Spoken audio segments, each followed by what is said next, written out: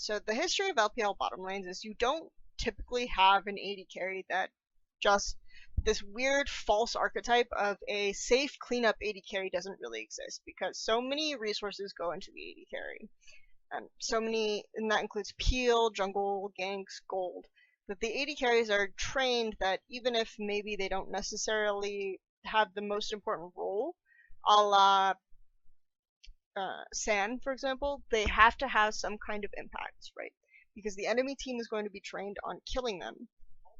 They have to be able to do something before they die. So in a lot of these situations where you think of where a Western cleanup AD carry might exist, these are the self-sufficient positional AD carries who might not have the best laning phase, might not be able to hard carry a game all the time, but if they get into a position where they can exert game impact, if they get that right place to stand, they're going to do a lot of damage, and you can't just ignore them.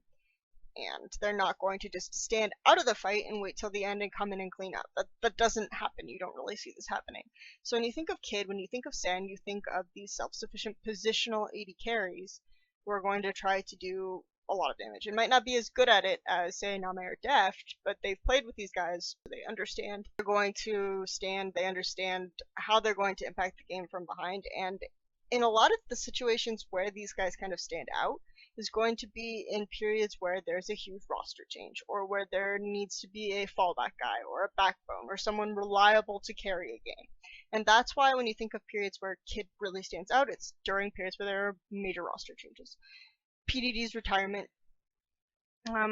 middle of last year, Kid really stood out as the primary carry of the team. He did a lot of damage, he had really good positioning. I actually even have a video that I did on some of his really smart, self-sufficient Tristana movements. Earlier this year, at the beginning of this year, when Kakao and Rookie joined, that happened too. There were actually memes that the Chinese fan community, so the not 433 wasn't the only meme that was Kid related this year, where they showed members of the enemy team, you know, on bodies of rodents, and Kid standing up as a hunter with a gun chasing them, right?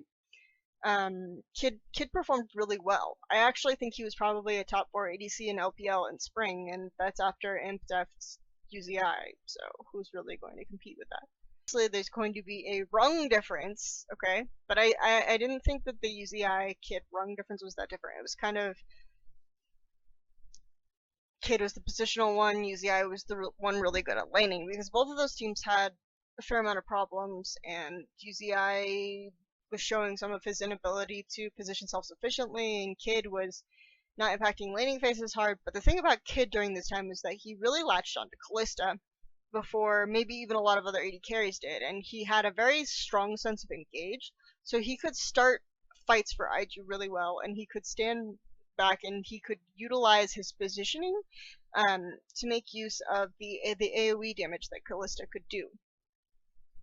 So that's what made Kid really stand out in my mind as one of the strong Kalista players, even before a lot of people were playing Kalista. Flash forward to summer, IG were doing really well, okay? Early on in this split, and it wasn't just, you know, Rookie was the hard carry threat. You had a situation where Zatai was trying to exert a lot of pressure in the top lane, and you had Rookie and Kid just farming. Slowly this transitioned into a situation where Rookie was the primary and the only carry, okay, in the late game. But part of how this happened was a mentality issue. Kid went under a lot of criticism, and then there was the fateful 4-3-3 game where he ended up only doing 433 damage. After that, off and on, he had games where he could still get Kalista, and he'd be really threatening. He had some games where he could play Kog'Maw or Corki, and he'd be really threatening. But overall, Kid didn't have a good summer, I agree. But when he left the team temporarily, and some people say he was benched, he wasn't benched, he asked to take a break. And the team even came out and said, you know, he's changing his visa. Which doesn't make any sense, right? Okay. Came back, and since then he's performed very strongly. There's a misconception about IG that it's Kakao and Rookie carrying and everyone else trying to lose, which...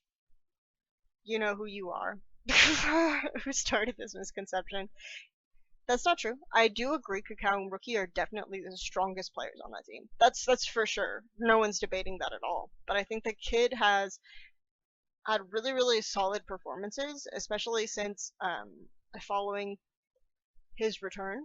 If you think about playoffs, he's done really, really well in lane against TNT. He's done really, really well in lane against Deft. Deft, not really a laning AD carry. Gonna give that to you. But when IG and ED beat Edward Gaming, a big part of that was actually that Kid and Kitties did extremely well in lane against them. And going back matchup, sure, those matchups were mostly IG favored. They didn't have EDG didn't have the normal jungle pressure they usually have. But when do Kid and Kitties get ganks on IG anyway, right?